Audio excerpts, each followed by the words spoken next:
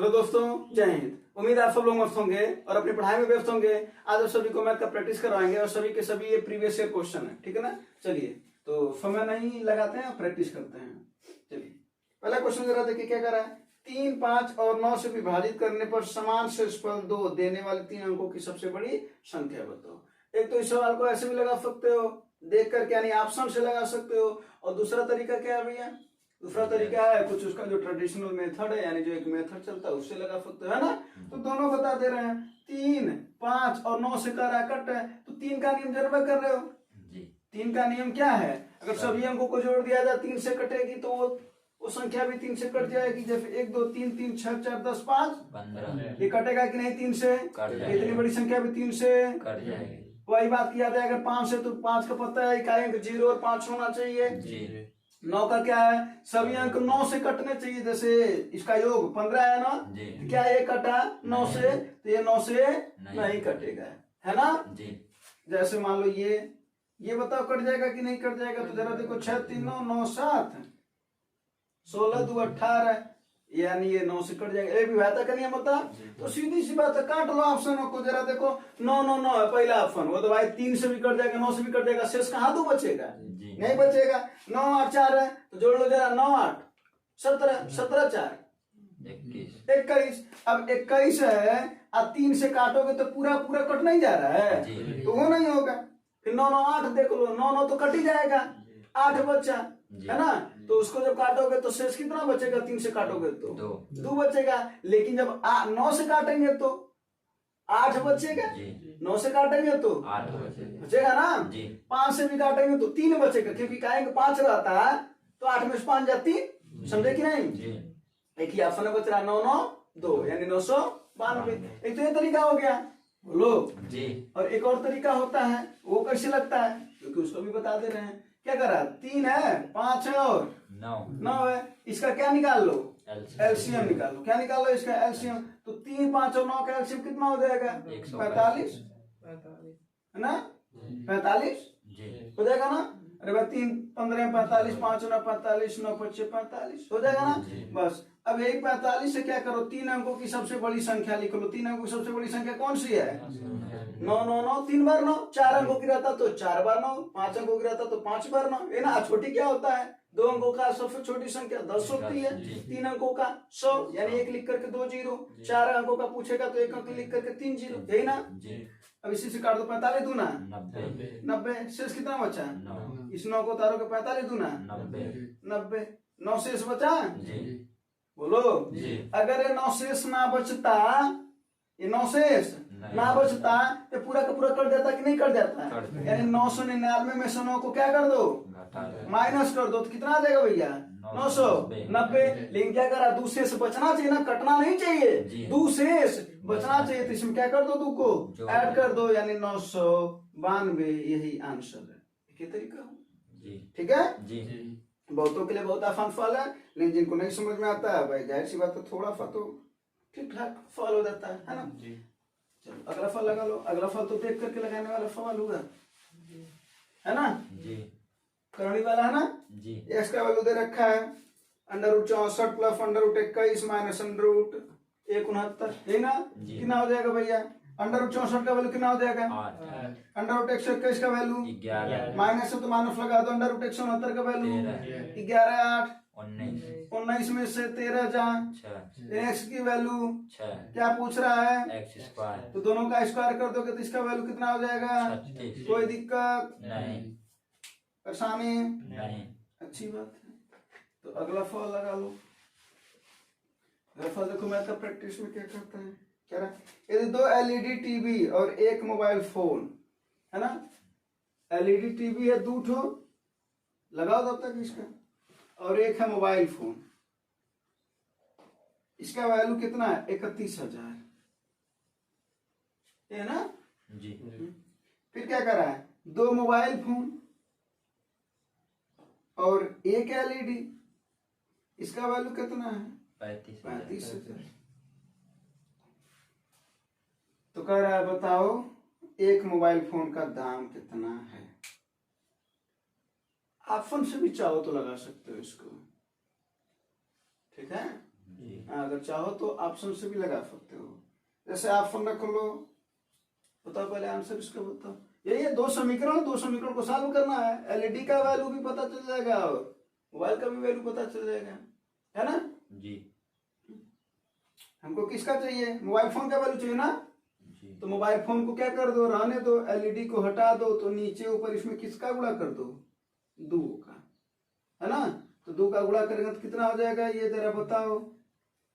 4 हो जाएगा ना, 2 दूना 4m, और ये हो जाएगा 2l, और ये कितना हो जाएगा भैया? 35 दूना 70,000, ये ना। अब क्यों ऐसा किए हैं? अब इसको नीचे क्या कर दो? घटा दो। क्या कर दो? तो देखो 2l से 2l, m में से 4m जाए, माइनस ना, हाँ, और 70,000 में से 31,000 जाए, तो माइनस 39 ना, हाँ, माइनस से माइनस 3 से 39 को काट दो, कितनी बार में कट जाएगा? हाँ, 13। मोबाइल का वैल्यू कितना आया? एक मोबाइल का दाम कितना आया? 13,000। हाँ, अगर यहीं पर पूछता एलईडी का दाम बताओ तो एक मोबाइल का दाम यहाँ पर 13,000 रख दो, यही ना। तो 2l का वैल्यू कितना हो जाएगा? 31,000 में से 13,000 को माइनस कर दोगे ना, तो कितना आएगा भाई? ये m है ना, m का वैल्यू है 13,000, 13,000 उधर जाएगा तो माइनस होगा, तो 31,000 में से 13,000 जाएगा, कितना आ जाएगा भैया? 18,000। तो ये तो 2 एलईडी का दाम है ना, तो एक एलईडी का दाम कितना आ जाएगा? 9,000। यानी अगर एलईडी का दाम पूछता तो कितना होता आंसर? 9,000। किसका पूछा? मोबाइल। कितना दाम है? 13,000। ऑप्शन से भी देख सकते थे। जैसे मान लो ऑप्शन में 13,000 रखते हैं तो जरा देखो 13,000 मोबाइल का दाम होता है, तो 13,000 और उधर जाता तो कितना हो जाता? 18,000। तो एल का वैल्यू कितना जाता? 9,000 आता ना। अब उसी से सेटिस्फाई कराते इसको भी, है ना। ये कितना था पहले?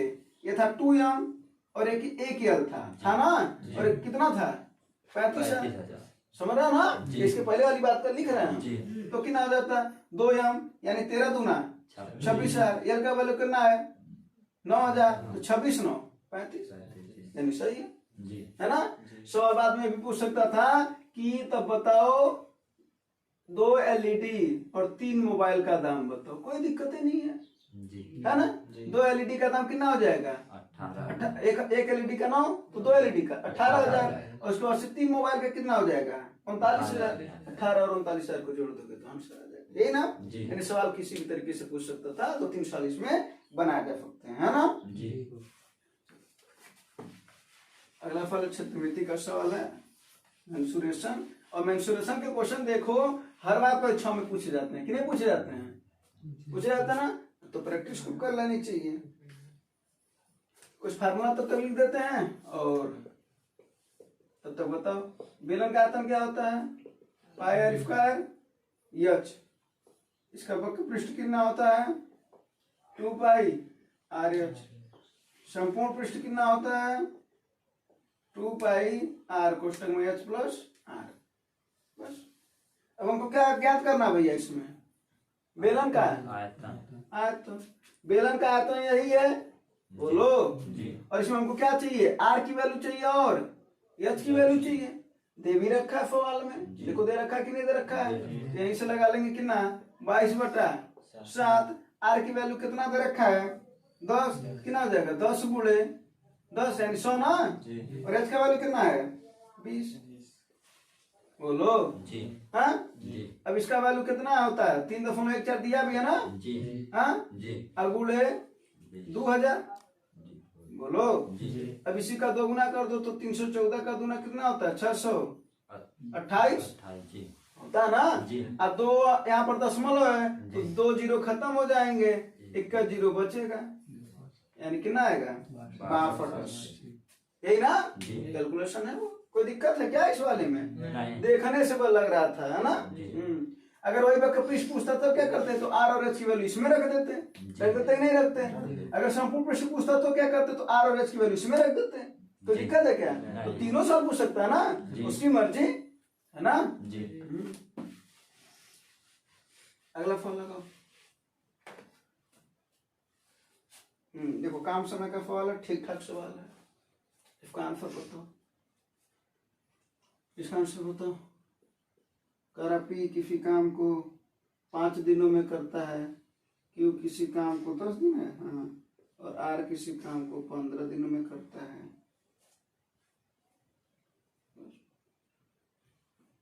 फल लगाओ इसको। पी 5 दिन में, क्यू 10 दिन में और आर 15 दिन में। और स्पीड थोड़ा सा रखा करो, ठीक है। सबसे पहले इसका क्या ज्ञात करते हैं? एलसीएम। अच्छा एक बात बताएं तुम्हें, जरा सुन लो इधर। इसका क्या ज्ञात करते हैं हम लोग? एलसीएम। कितना आएगा? 30।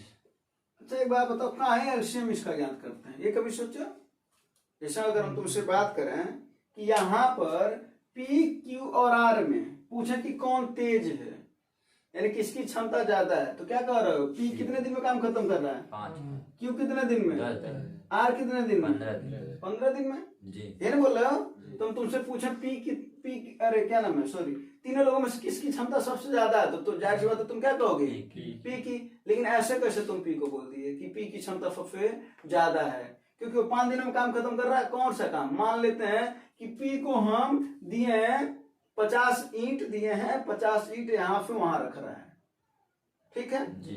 और आर को दिए हैं 10,000 ईंट। आर को कितना दिए हैं? 10,000। 10,000। अब बताओ कैसे तुम कह सकते हो कि पी तगड़ा है? पी को काम कम मिला है, हो सकता है इस वजह से वो कम दिनों में खत्म कर दे रहा हो, नहीं समझे? जी।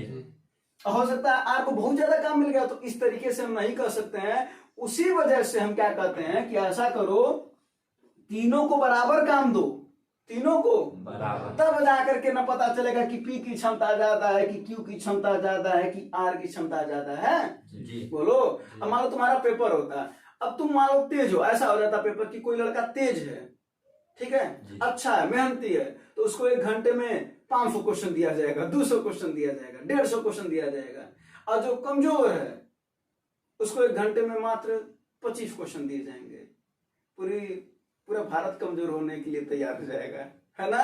जी। तो अब एक बात बताओ, कोई 1 घंटे में 25 क्वेश्चन दे और कोई 1 घंटे में 100 क्वेश्चन दे या 150 क्वेश्चन दे, तो कैसे आकलन करोगे कि कौन अच्छा है कौन मेहनती नहीं है, यानी कौन अच्छा नहीं है? पता चल पाएगा ऐसे आकलन? तो उसके लिए क्या करते हैं? बराबर ढांचे में सबको तौलते हैं, है ना? जी। तो बराबर इसी वजह से एलसीएम निकाला था। पहला बात समझ में ना, एलसीएम क्यों निकाला था? जी। हाँ, जी। ताकि काम क्या हो जाए? बराबर हो जाए। कब तो इतना समझाने की क्या जरूरत थी, लेकिन समझो कि काम क्यों ये लिया जाता है, ठीक है? चलो अब आ जाते हैं। अब तुम्हें पता है कि भैया क्षमता बराबर क्या होता है? कार्य बटा समय। यानी सबसे पहले जब पी की और आर का यानी कभी भी उनका समय दिया जाए तो सबसे पहले क्या निकालते हैं भैया? एलसीएम निकालते हैं। एलसीएम क्यों निकालते हैं समझ में आ गया होगा? हाँ, कार्य को बराबर करते हैं और जब एलसीएम निकालते हैं उसके बाद क्या निकालते हैं? सबकी क्षमता। और क्षमता बराबर क्या होता है भैया? कार्य बटा, तो कार्य बटा समय, यानी यही कार्य है ना, तो 30 बटा इक्वल टू इसका क्षमता कितना आ जाएगा? 30 बटा 10 इक्वल टू इसका क्षमता कितना आ जाएगा? 30 बटा 15 इक्वल टू। कोई दिक्कत? अब देखो क्या कह रहा है, पी और क्यू पहले दिन कार्य करते हैं, पी और क्यू, फिर कह रहा क्यू और आर अगले दिन, और कौन है? पी और क्यू पहले दिन, पी और आर दूसरे दिन है, सॉरी, पी और आर दूसरे दिन, और तीसरा क्या है? पी और क्यू, यही ना? यानी पी हर जगह है ना? बोलो। अब एक बात बताओ, ये कह रहा है पी और क्यू पहले दिन काम करते, कहने का मतलब क्या है? ये जब पहले दिन आ रहा है तो दूसरे दिन ये लोग नहीं आ रहे, पी और आर आ रहा है, एनपी तो आ ही रहा है ना?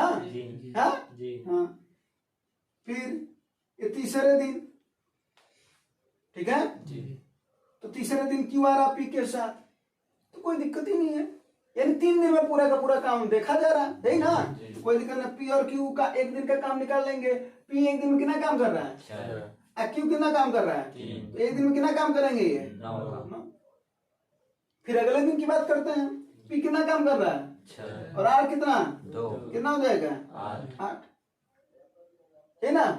फिर पी और क्यू कितना? पी और कितना? 6 और क्यू कितना हो जाएगा? पी और क्यू 2 बार है क्या? नहीं, P और Q पहले दिन कार्य करते हैं, P और R दूसरे दिन कार्य करते हैं, और P और Q तीसरे दिन कार्य करते हैं। P और Q फिर तीसरे दिन कार्य कर रहे हैं। साल में कुछ तो स्प्रिंटिंग तो नहीं है ना, वरना P और Q को तो फिर से काम करवा रहे हैं। हो सकता है P और Q है, फिर P और R हो, फिर चलो अच्छा इसी पे लगाते हैं, है ना जी। अगर आंसर वो गलत आएगा तो हम लोग सही कर लिया जाएगा, है ना। जी। बाकी प्रश्न तो यही लिखा है ना जी। P और Q को। तो P और Q कितना दिन में काम करेगा, ये भी कितना काम करेगा 9। यानी अब देखो 3 दिन में कितना काम हुआ भैया, जरा बताओ। 26 9 9 18 8 26 काम। बोलो जी। कितना काम है अपने पास, 30 3 दिन में कितना हो गया, 26 कितना बचा है, 4 कितना बचा है 4। यही ना। हमको क्या ज्ञात करना है, क्या ज्ञात करना है, समय। समय बराबर क्या होता है तो कार्य बटा क्षमता, यही ना जी। अब 3 दिन में हमारा 26 काम हो चुका है। अब हम किसके पास जाएंगे, जाहिर सी बात है क्रम चल रहा तो P और Q के पास जाएंगे। अब हम इसको कहेंगे कि भैया तुम हमारा काम कर दो, बचा 4 काम और इसकी क्षमता कितनी है 9 करने की, जी। कितनी है 9 करने की। तो क्या हो जाएगा भैया, समय बराबर कार्य बटा क्षमता। कार्य कितना बचा अपने पास 4, क्षमता कितनी है इन लोगों की 9, और पहले कितना दिन लगा था 3, तो 3 सही 4 बटा 9 आया ऑप्शन में, नहीं देखा ना। नहीं। हाँ तो इसका मतलब है कि वो कुछ उसके भाषा में गलती है, लेकिन ऑप्शन को चेंज कर लेना, कोई एक ऑप्शन इसमें बना लेना। 3 सही क्या 4 बटा 9, ठीक है ना जी। कोई दिक्कत। इसी में समझ देखते हो कि कभी कभी सवाल जब आता है परीक्षाओं में, एक आध क्वेश्चन 2 क्वेश्चन में क्या होता है कुछ गलतियां होती है, फिर बाद में क्या होता है आंसर की में रिस्पॉन्स करते हो तो फिर तुम्हारा सही हो जाता है, अगर वहां से गलतियां होती विभाग द्वारा, ठीक ना। ये तो इंसान गलती कर ही सकता है ना, मानवीय गलती है, वो तो तुम कितना भी चाहोगे रुके नहीं पाएगा, छोटी छोटी गलतियां तो हो ही जाती, उसी तरीके का कुछ होगा इसमें, है ना। अगर फॉलो कर जाए, बाकी कॉन्सेप्ट लेकिन वही है, जैसे जिस तरीके से बताया है कॉन्सेप्ट वैसे ही लगेगा, ठीक ना। चलो अगला सवाल देखो क्या कर लगाओ, रेलगाड़ी का सवाल है, कॉन्सेप्ट भी पढ़ा चुके हैं, बताओ रेलगाड़ी का सवाल। एक रेलगाड़ी क्या कर रही है, एक सुरंग को पार कर रही है, एक रेलगाड़ी है, किसको पार कर रही है भैया,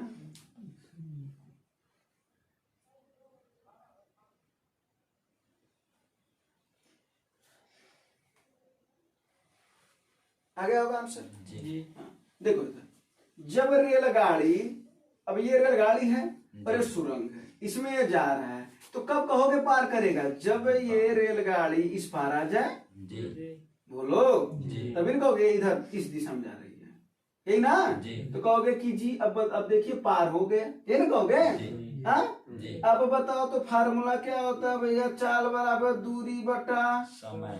कोई दिक्कत यहाँ तक हो तो बताओ। नहीं। हाँ अब देखते हैं कितना दूरी तय किया है, कौन ट्रेन, तो ट्रेन एक तो ये दूरी तय किया, प्लस अपनी लंबाई, प्लस अपनी, यानी ट्रेन क्या किया, एक तो सुरंग की दूरी तय किया प्लस अपनी लंबाई, यानी ट्रेन की लंबाई, बोलो अब बटा समय, बात खत्म।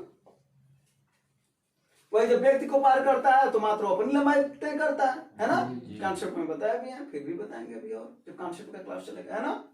चलो तो 4 बराबर क्या हो जाएगा, सुरंग प्लस ट्रेन की लंबाई बटा समय। मान लो ये ट्रेन उसके बाद से प्लेटफार्म को भी पार करता तो कोई दिक्कत नहीं है, यानी अगर ये ट्रेन सुरंग को पार करता फिर प्लेटफार्म को भी पार करता तब क्या होता, सुरंग प्लस प्लेटफार्म प्लस ट्रेन की लंबाई बटा समय, यानी एक ही मूल कॉन्सेप्ट यही है ना।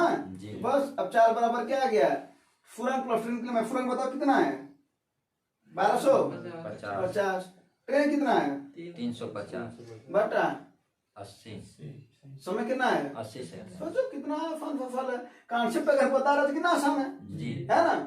तो इसको जोड़ करके कितना है 1600 बटा 80, ये मीटर पर सेकंड में है ना, ये मीटर और बटे ये सेकंड है, इसको किलोमीटर प्रति घंटा बदलना है, तो क्या करेंगे भैया 18 बटे 5 5 का गुणा करेंगे। छोटका को बड़का में बदलने के लिए बड़ा वाला कहाँ रहना चाहिए? ऊपर अब बड़े को छोटका में बदलना तो छोटा वाला, ऊपर यानी मीटर पर सेकंड को बदलना है किलोमीटर प्रति घंटा बड़ा वाले में, तो बड़ा वाला ऊपर रहेगा। तो क्या हो जाएगा? 18 बटा 5 0 0 कटा 8 दूना 16 20 और 5 चौके 20 18 चौके 72 किलोमीटर प्रति घंटा है ना? जी बोलो जी अगला सवाल। जी अगला सवाल ये काम समय का है, ये समझ में आया ना? जी मिटा दो इसको। अगला लगा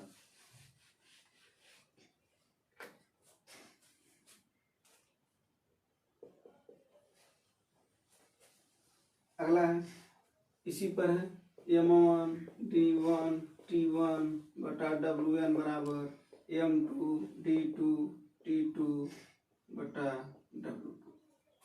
उसी पर है, आ गया होगा आंसर? जी हाँ इसी पर रखना हमें। कितने आदमी हैं? 6 कितने आदमी हैं? 6 कितना दिन है? 10 घंटे कहाँ दिन, लेकिन क्या करा, कुछ निश्चित दिन है। जी मान लेते हैं क्या कोई निश्चित दिन यक्ष, कोई दिक्कत है क्या?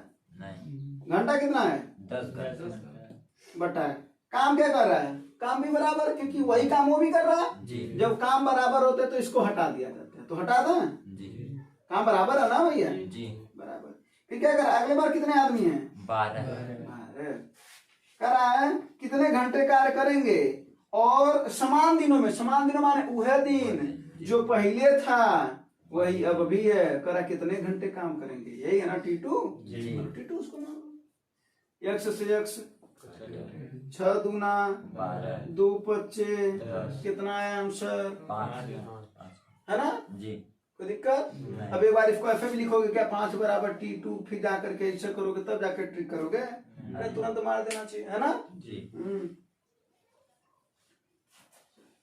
अगला फल लगाओ, अलजबरा का सवाल है। सवाल आ रहा है तो बताओ, और ना हिंट दे दें। आ रहा तो बताओ, ना तो कुछ हिंट दें। ऐसे सवालों को क्या करते हैं, ऑप्शन से लगा लेते हैं। कैसे लगा लेते हैं? बस तुम्हारे पास ऑप्शन तो है ही ना।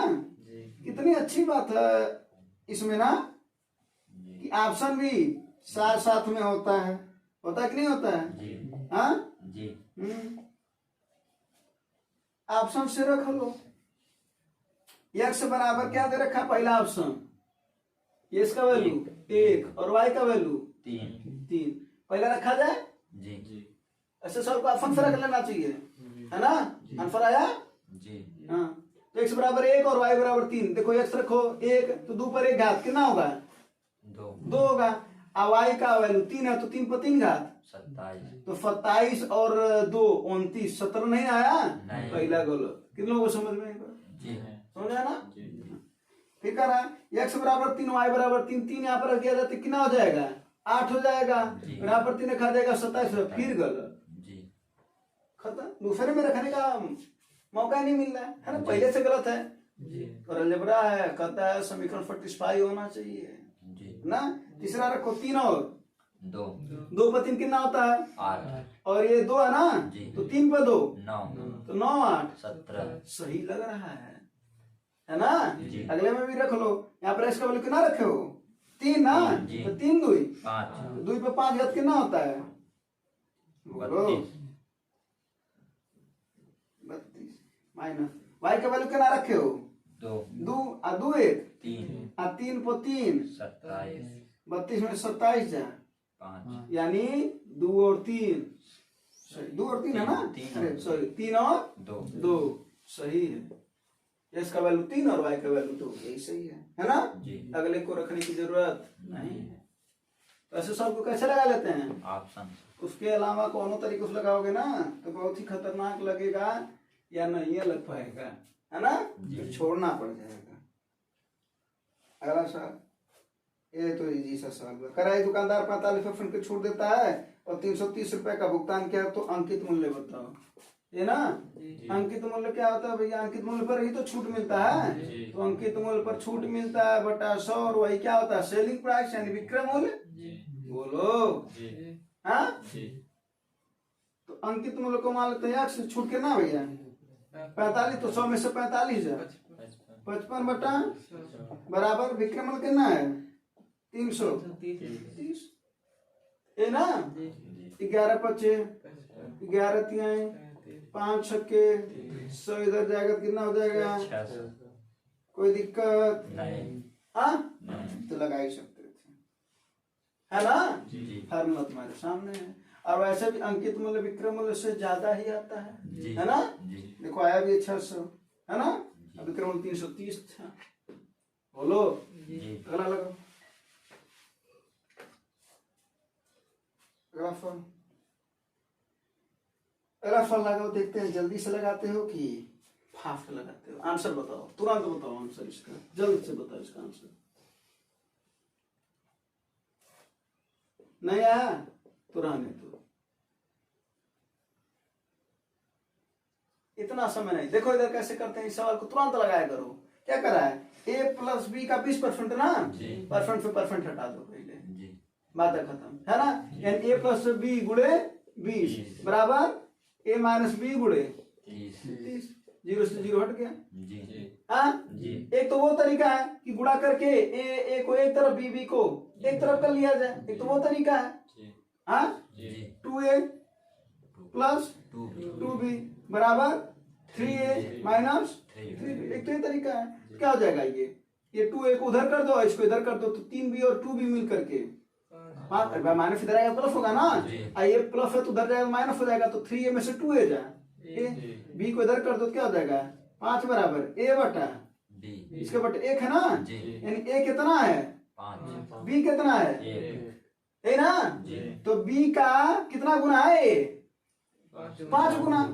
तो अगर हम भाग में कहेंगे तो ये 5 गुना है, और परसेंट में कहेंगे तो 500% है ना। सवाल भाई पूछ रहा था कि तो b का कितना प्रतिशत a के बराबर है, b का कितना परसेंट 500%, गुना का था तो 5 गुना है ना। एक तो ये तरीका हुआ। अगला ये तरीका हुआ, देखो जब ऐसे सवाल देता है तो तुम्हें पहले ध्यान होना चाहिए कि परसेंटेज से परसेंटेज कट जाएगा, या तो कोई दिक्कत, तो सीधा सीधा इसको लिखना चाहिए a प्लस बी, और ये इधर आ जाना चाहिए a माइनस बी बराबर 3 तो उधर ही है, अब बटा 2 है ना। अब एक हम तुम्हें कॉन्सेप्ट बता देते हैं, इसको बता दें। हाँ, इसको ऊपर लिख देते हैं, ये यहाँ पर ऊपर लिख दो। क्या आया था, a प्लस बी बटा a माइनस बी बराबर 3 बटा 2 है ना था। अब हम तुम्हें कंपोनेंडो एक डिविडेंडो फार्मूला बताते हैं, योगांतरानुपात नियम, है ना। ये योगांतरानुपात नियम क्या कहता है, x बटा y बराबर अगर a बटा b है यदि, तो क्या होता है अगर दोनों को जोड़ दो, यानी x प्लस y बटे x माइनस, तो इधर भी वही काम होता है, यानी दोनों जुड़ जाते हैं और एक बार घट जाते हैं। ठीक है, अब कर दो, इसको लगा के यहाँ पर दिखाइए। अब वही काम है, जरा देखो, इनको जब एक बार जोड़ोगे ना, अरे भाई ये x की वैल्यू है, ये y की वैल्यू है ना, और इधर a की वैल्यू है और ये b की वैल्यू है, तो इनको जोड़ोगे, एक बार जोड़ोगे ना x और y को, तो जब जोड़ोगे तो ये प्लस है, ये माइनस है, तो b से b, तो a और a बटा, फिर जब घटाओगे ना, तो ऊपर वाले में से नीचे वाले को घटाओगे तो ये माइनस हो जाएगा, और ये क्या हो जाएगा, तो इस बार a से a कटेगा, तो b और b, इधर भी जोड़ोगे तो 3 और 2 5, अब 3 में से 2 जा 1, 2 से 2 कट गया, a और b कितना है 5 बटे है ना, कितना परसेंट है ये 500% है कि नहीं है, बोलो हाँ।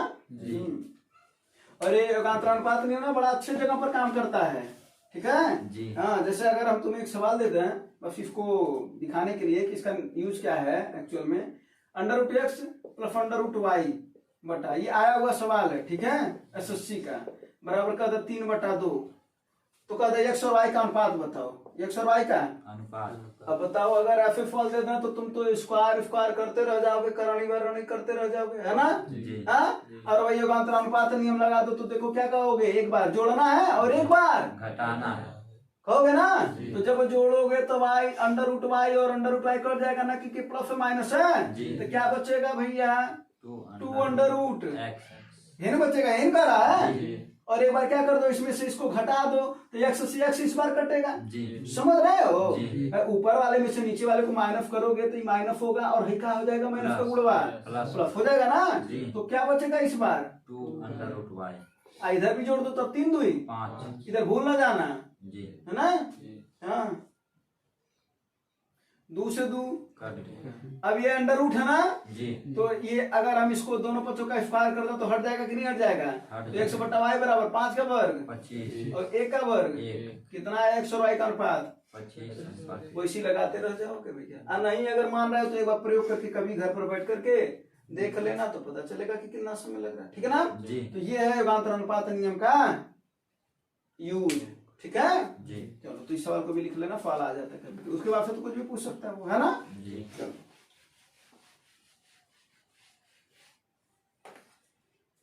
अगला फॉर्म। कह रहा रजनीश ने एक बैंक में 1500 रुपए उधार दिए और 2 समान वार्षिक किस्तों में ब्याज के साथ पूरा। देखो किस्त वाला सवाल नहीं आते होंगे, अगर आते हैं तो अच्छी बात, तो नहीं आते होंगे तो जरा पहले कॉन्सेप्ट देख लो, अभी देखो आ जाएगा। देखो इधर अगर अपने पास जो राशि है पी है, मान लो क्या है पी है, तो पी बराबर होता है यक्स बट्टा एक्स क्या होता है किस्त होता है, एक्स क्या होता है किस्त, ठीक है। अब पी क्या होता है अपने पास जो मूल राशि होती है, ठीक है। जी एक्स बटा 1 plus r by 100 to the power 1 घात, जब पहला किस्त मिलता है, किस्त बहुत मिलता है ना, जी। या बहुत देना पड़ता है ना, जी अरे भाई देते होते हो ना किस्त, तो कई लोग जमा करते हैं ना। फिर दूसरा का किस्त, फिर एक्स बटा 1 प्लस यही सब चीज आर बाई 100 कितना घात, फिर एक्स बटा 1 plus r by 100 to the power 3 लोग समझ गए बात को। अब अगला क्या हो जाएगा, एक्स बटा 1 plus r by 100 to the power n घात जी अब एक अगर एक किस्त मिलेगा तो एक बार तक यहीं तक निकालेंगे, दूसरा किस्त मिलेगा तो जी तीसरा किस्त मिलेगा तो 3 बार तक, चौथा मिलेगा तो 4 बार अब देखो फल आ गया होगा। अब देखो फल में सबको दे रखा है, पी का वैल्यू दे रखा है कि नहीं दे रखा है, 1500 जी किस तरह पूछ रहा है, जी एक्स बटा 1 प्लस आर की वैल्यू कितना दे रखा है 40, तो 40 बटा 100 पर कितना घात एक घात प्लस एक्स बटा 1 प्लस 40 बटा 100 पर कितना घात, 2 घात कितनी बार किस्त कर रहा है, 2 कितनी बार किस्त कर रहा है, देखो 2 समान वार्षिक किस्तों में, देखो ऊपर वाले लाइन में लिखा है ना जी 2 समान वार्षिक किस्तों में, यानी कितना किस्त, 2 तो 2 तक लगाएंगे। जी अब कैलकुलेशन करना इसका काम, कॉन्सेप्ट समझ में आएगी नहीं है, आया हाँ आया इसी को लगा दो, कितना हो जाएगा 20 दूना 40 20 25 20 दूना 40 20 25 क्या हो जाएगा भैया 1500 बराबर 100 बटा 5 का नाम 5 2 7 बटा बस इधर क्या हो जाएगा भैया 7 बटा 5 का क्या यही ना 5 छठा करके ऊपर चला जाएगा, क्या हो जाएगा 5 100 बटा 7 और 5 बचे 25 100 बटा 49, साल को करो इसको 7 और 49 कैल्शियम, फिर 5 कटेगा ना तो 5 बच्चे 35 एक्स प्लस 49 कटेगा कितना हो जाएगा है ना, इसके आगे कौन है 1500 है ना। अब 35 और 25 60 कितना होगा, इसको लिखते हैं तो ये कितना हो जाएगा 60 एक्स, 0 से 0 कट जाएगा ना, और 6 से कट जाएगा ना, कितनी बार में 25 25 से 150 है ना। अब क्या करना मात्र 25 और 49 का गुणा करना है ना, 25 नवा 225 के 5 22 आया और 25 चौके 4 22 122 है ना, यानी ये तीसरा वाला ऑप्शन होगा 12 25 है ना। बोलो समझ में आया नहीं आया, आया कॉन्सेप्ट समझ में आना, जी 3 बार आता तो 3 बार बढ़ा देते, क्या दिक्कत है जी है ना। जी तो ये कॉन्सेप्ट को लिख लेना। अब किस वाला फालतू गलती नहीं होगा ना, हाँ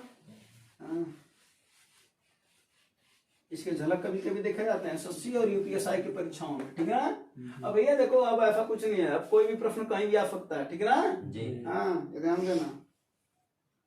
अगला फल देखो जरा क्या कर रहा है, साधारण ब्याज पर एक राशि 9 वर्षों में 3 गुनी हो जाती है, फास्ट में लगा के दिखाओ 1 गुना से कितना गुना हुआ। 3 ऐसे सवाल में जानते हो क्या करते हैं, जल्दी में लगाना तो देखो 1 गुना से कितना गुना हुआ, 3 कितना बढ़ा अपने पास ब्याज, 2 कितने वर्षों में गुणे 100, यही रेट है, यानी 200/9। कदो नहीं आया समझ में? ऐसा कभी भी अगर साधारण ब्याज का अगर ऐसा सवाल दे कि एक इतने वर्षों में इतना गुना हो जाती, बोला ना 9 वर्षों में 3 गुनी हो जाती है, तो पहले 1 गुनी रही होगी, कितनी हो गई 3 तो कितना ब्याज हमको मिला 2 कितने वर्षों में मिल रहा है 9 9 में मिला, गुणे 100 इक्वल टू रेट। एक तो ये तरीका होगा, और नहीं तो ऐसे समझ लो 100 रुपए की राशि थी, 9 वर्ष में कितना हो गई 300 हो गई, जी ये कह रहा है जी। भाई 1 गुनी 3 गुनी हो गई, यानी 100 रुपए की राशि कितनी हो गई, 300 तो अपने को ब्याज कितना मिला भैया 200 हाँ, 200 अब मूलधन कितना था अपने पास भैया, 100 मूलधन तो फवा था ना अपने पास हाँ, समय कितना है 9 फार्मूला पता है, जी एसआई बराबर क्या होता है PRT/100, 100 एसआई का वैल्यू कितना है 200 200 बराबर 100 मूलधन है, जी आर की वैल्यू तो पता करना है, जी समय कितना है 9 बटा 100 100 से 100, कट गया 9 इधर गुणा करे इधर भाग करेगा तो 200/9 हो जाएगा कि नहीं हो जाएगा, जी। तो वही तो यहीं पर आया था। जी अब तुम्हारी इच्छा चाहे ऐसे लगाओ, अच्छा वैसे लगाओ, है ना जी हाँ, जी। कैसे लगाओगे कैसे लगा लो, है ना, जो समझ में आते वैसे लगा लो। लिखना भी है क्या, नहीं।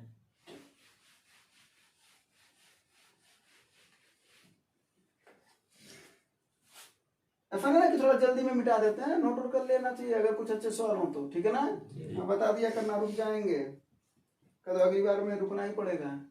अगला फल देखो, fine theta plus cosec theta का होल स्क्वायर, जितना ज्यादा दूरी बढ़ाओगे उतना वो तुम्हारे नजदीक आएगा, आएगा ना, जी हाँ।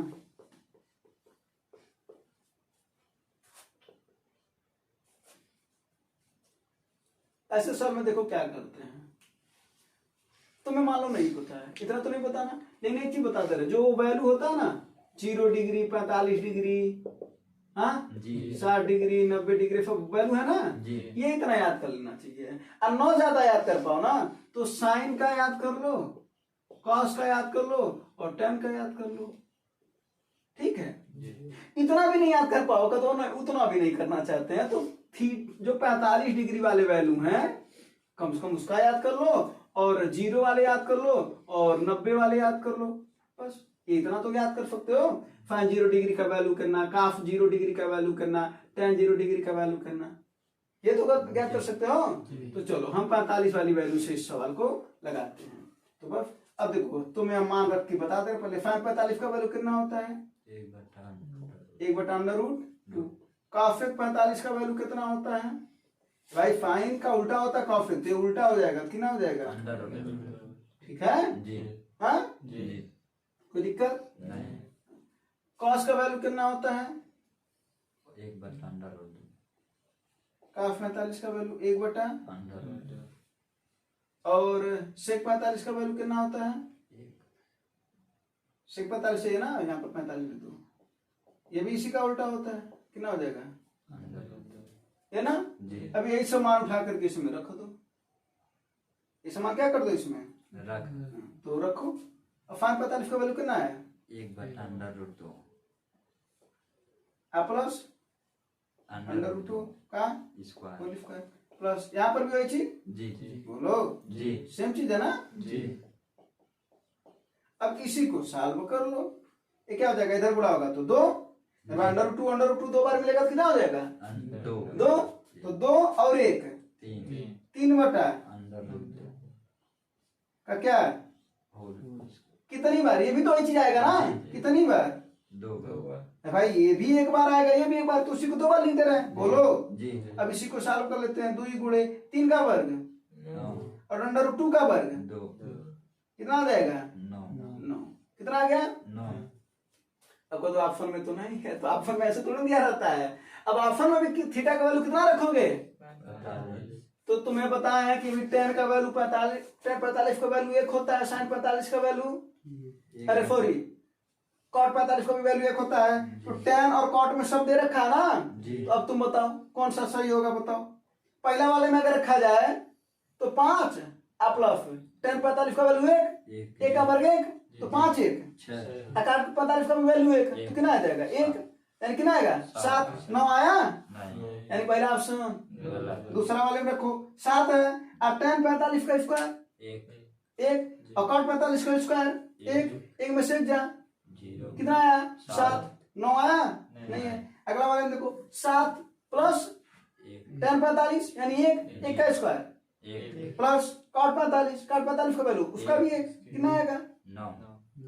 आ तो गया, जी ठीक है। जी चौथा वाले का वैल्यू क्या होगा, मात्र 5 होगा, समझे कि नहीं, कि लिखना पड़ेगा, नहीं हाँ। नहीं तो थीटा का वैल्यू हमने 45 रखा है और tan 45 का वैल्यू कितना होता है 1 होता है, और cot 45 का भी वैल्यू 1। अगर नहीं समझ आएगा तो आप चाहें तो रख भी सकते हैं, जिन लोगों को नहीं समझ में, ठीक है। जी जो रखेंगे वही जो हमारा आंसर आ जाएगा।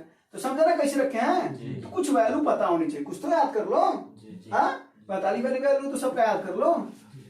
चलो, और साइन का पता रहेगा तो उसका उल्टा कॉसेक होता है, कॉस का पता रहेगा तो उसका उल्टा फेक होता है, और tan का पता रहेगा तो उसका उल्टा कॉट होता है ना। अगला फल, अगला फल देखो क्या कर रहे हैं,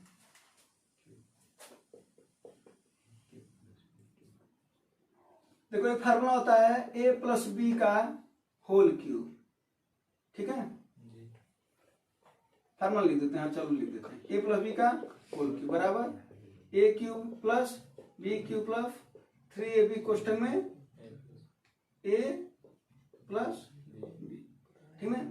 अगर वही होता है a माइनस बी का होल क्यूब तब क्या होता है a cube minus B cube minus 3ab question में a माइनस बी, ठीक है। ए क्यूब वाले का फार्मूला बता रहे हैं। अगला, अगर A cube plus B cube हो तो क्या होता है भैया, एक क्वेश्चन में ए प्लस बी, दूसरे क्वेश्चन में A square plus B square minus A B, है ना। और अगला अगर बात किया जाए A cube minus B cube का फार्मूला क्या होता है A minus B A square plus B square plus A B, कोई दिक्कत, ये फार्मूले होते हैं उसके, ठीक है ना। अच्छा, यहां से ना सवाल बनाए जाते हैं, जो जैसा कि वो बना है। ये बताओ अगर ये इसमें गुणा कर रहा है, अगर ये इधर इस बच्चे को इधर लेते हैं तो इसमें भाग करेगा कि नहीं करेगा, इस वाले में तो क्या हो जाएगा ये a cube plus B cube, है ना। अब भागा A square plus B square minus A B बराबर a प्लस बी। वैसे यहां पर भी हो जाएगा a cube minus B cube भागा A square plus B square plus A B बराबर, है ना। अब जरा सवाल देखो, 2 का एक क्यूब है कि नहीं है, सवाल में देखो क्यूब है कि नहीं, 0.7 का क्यूब है, 0.7 है, फिर 0.3 है, उसका क्यूब है, अब बटे 0.7 का स्क्वायर है कि नहीं है, 2 बार है कि नहीं है, फिर 0.3 का स्क्वायर है कि नहीं है, फिर दोनों का गुणा हुआ है कि नहीं माइनस के साथ, तो क्या होगा ये a प्लस बी, यानी 0.7 प्लस 0.3 मिलकर के कितना बना 1। अब देखो अगर यही फार्मूला पता रहे तो सवाल कितना आसान है तुम्हारे लिए, नहीं पता तो है ना, फिर गुणा भाग करते रह जाओगे, छोड़ना पड़ जाएगा सवाल को, है ना। अब इस सवाल इस पर भी तो दे सकता है ना, तो इस पॉइंट को उतार लीजिए, ठीक है। चलो हटा दें। अगर यही सवाल यहाँ पर वो जो प्लस है वहां पर माइनस दे रखा होता है, ठीक है ना, और जो नीचे वाला जो प्लस अरे वहां पर माइनस है ना, वो प्लस दे रखा होता है, तब क्या होता है दोनों को माइनस कर देते, तो 0.7 में 0.3 को घटा देते, कितना आता है 0.4, तब उसका यानी वो भी सवाल दे सकता है, नहीं दे सकता है, हाँ। चलो अब लास्ट सवाल तुम्हारे सामने है, ठीक है, इसको लिख लिया था ना, वीडियो वाले तो लिख ही लेंगे, रोक करके लिख सकते हैं चाहे तो, है ना, बाद में भी लिख सकते हैं। हाँ तो लास्ट सवाल क्या है भैया, करा ए 75,000 रुपया से एक व्यवसाय शुरू करता और बी 80,000 रुपया से, लगाओ इसको, ए 75,000 रुपया लगा रहा है और बी 80,000 रुपया लगा रहा है। देखो कभी भी ऐसे सवाल में हाँ लगाते रहो, बाकी लोग सुनते रहे, कभी भी अगर ऐसे सवाल में रुपया वो निवेश करते तो सबसे पहले ये देखा जाता है कि वो कितने दिनों तक निवेश कर रहे हैं, ये ध्यान देना। और जब ये पता चल जाए कितने दिनों तक निवेश कर रहे हैं तो उसके बाद उसका अनुपात ज्ञात करते हैं, यानी पहला काम क्या करते हैं भैया, कितने दिनों तक निवेश करते हैं। तो कितने दिनों तक निवेश करने जा रहा है, देखो क्या कर रहा है अंत में, क्या कर रहा है 1 वर्ष के बाद, यानी 1 वर्ष तक निवेश करते हैं। तो एक कितना दिन कर रहा है 1 वर्ष के लिए। लेकिन जरा ध्यान से पढ़ो, कह रहा है कि 80,000 रुपए के निवेश के साथ 5 महीने बाद व्यवसाय में शामिल होता है। 5 महीने तक तो ये रुपया नहीं लगाया होगा ना, तो कितना महीने के लिए लगाया होगा, मात्र 7 महीने के लिए। इसी का अनुपात ज्ञान करते हैं। पहला बात समझ में, पहला वाली बात क्या करा, समय देखा जाता है, दूसरा क्या देखा जाता है उसके बाद फिर अनुपात। अब इसका अनुपात ज्ञान कर लो, क्या हो जाएगा ये 3 0 से 3 0 कट जाएगा ना, बोलो हाँ। फिर किससे कट जाएगा 4 3 और 20 बार में कट जाएगा, है ना। फिर 4 5 चौके 5 से काटा था ना, 5 चौके 20 और 5 15 में, है ना, कितना आ जाएगा 15 3 अब बटा 7 चौके। और एक बार बताता है, जो व्यक्ति जिस हिसाब से रुपया लगाता है उसको लाभ भी उसी के हिसाब से आता है। यानी ये निवेश का अनुपात तो है, इस साथ साथ में ये लाभ का भी अनुपात है। मतलब अगर हम 100 रुपया लगाएंगे और हम 10 रुपया कमाएं, तो जाहिर सी बात है तुम अगर 200 रुपया लगाओगे तो कितना कमाओगे 20 रुपया।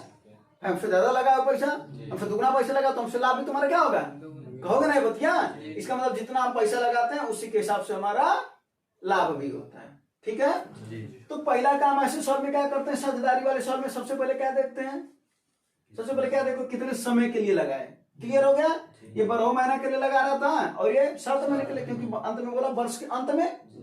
पहला काम ये करते हैं, दूसरा काम क्या करते हैं, उसके बाद फिर उसका अनुपात ज्ञात करते हैं। क्या करते हैं, और जो अनुपात आता है वही उसके लाभ का भी अनुपात होता है। ये अभी भी समझा है, हाँ बस कोई दिक्कत नहीं है। यानी ए का लाभ किसका अनुपात में 45 और बी का लाभ किस अनुपात में है, आपको लाभ है कितना 40 88 00, यही ना। तो इन दोनों को जोड़ दो, कुल लाभ का मतलब यही दोनों लाभ है। तो 8 5 13 और 4 2 6 यानी 73 बराबर 40 88 00। समझा कि नहीं है भाई, यही तो दोनों लाभ है ना। तो दोनों लाभ ही इसके बराबर है। तो हम यहाँ से एक की वैल्यू ज्ञात कर ले, ठीक ना।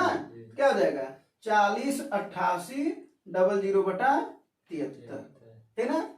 अब इसको काटो, कितनी बार में कटेगा, काट के बताओ इसका कितना आएगा, इसको काट के बताओ।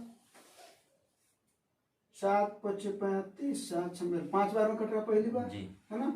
फिर उसके बाद फिर कितना आ रहा 6 बार में कट जा रहा है, यानी 56। और ये 00 तो रहा करेगा ना, यानी कितना एक का वैल्यू 56। बाकी लोग भी कैलकुलेशन कर लेंगे ना।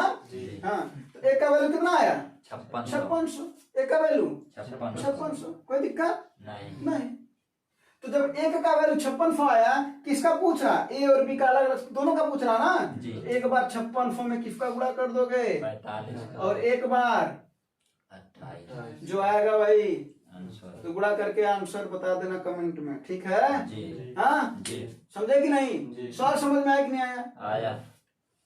तो जो अंत में जो हमारा एक का वैल्यू है वही 45 में गुणा कर दोगे तो पहला आ जाएगा ए का और दूसरा का आ जाएगा बी का। वही पता चलेगा उनका लाभ कितना है, ये ना। हाँ एक का हिस्सा कितना है टोटल। कोई दिक्कत परेशानी समस्या सवाल समझ में आया। तो उम्मीद है आप लोगों को भी ये सवाल समझ में आया होगा। धन्यवाद, जय हिंद।